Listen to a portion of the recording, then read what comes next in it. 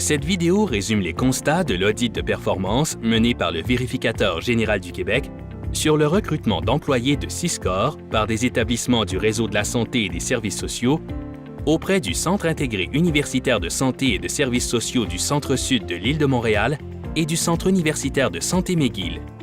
Le secrétariat du Conseil du Trésor a aussi été sollicité.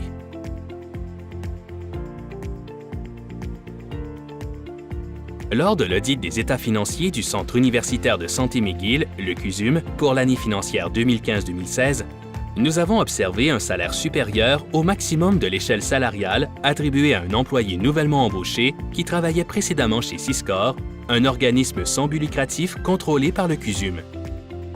Le CUSUM et le CIUS du Centre-Sud de l'île de Montréal ont embauché des employés de Syscor. Syscor a été créé en 1982 pour permettre le développement et l'exploitation de systèmes d'information communs. Il n'est pas assujetti au cadre réglementaire du réseau, ce qui lui procure davantage de souplesse quant au recrutement et à la rétention des employés.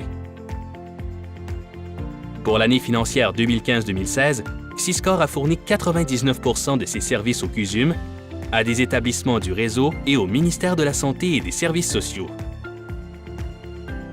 En décembre 2015, ce même ministère a demandé au CUSUM de cesser d'utiliser les services de Syscor. À ce moment, Syscor comptait 224 employés. Depuis, le CUSUM et le CIUS en ont embauché 79. L'objectif de l'audit était de s'assurer du respect de la réglementation lors de l'embauche des employés de Syscor par les entités.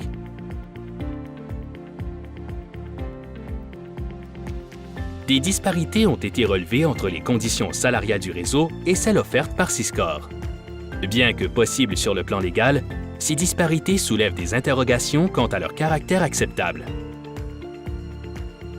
Les dépenses de Syscor, qui s'élevaient à 19,3 millions de dollars, étaient financées à 99% par des fonds publics, soit 19,1 millions. En règle générale, les employés de Syscor bénéficient d'un salaire supérieur à celui du personnel du réseau. Nous avons voulu savoir si une telle situation existe ailleurs dans l'appareil gouvernemental. Or, le secrétariat du Conseil du Trésor, qui encadre les ressources humaines de la fonction publique, ne détient pas de portrait global. Pour les 15 dossiers examinés, les employés de Syscor embauchés par le CUSUM ont bénéficié d'un salaire supérieur à celui qu'ils auraient obtenu si les règles de recrutement du réseau avaient prévalu. L'écart associé à ces dossiers est évalué à 349 000 $ en salaire et en régime de retraite pour l'année financière 2015-2016.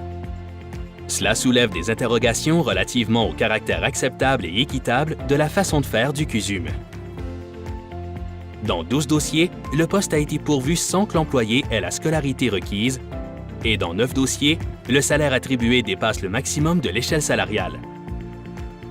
Le CUSUM est d'avis que le cadre légal lui permettait d'intégrer dans son organisation des employés de Syscor sans appliquer les règles de recrutement du réseau. Nous ne sommes pas d'accord avec la position du CUSUM. De plus, au-delà de l'aspect légal, la situation demeure préoccupante à l'égard du caractère acceptable et équitable. Pour de plus amples renseignements, consultez le rapport entier au vgq.qc.ca.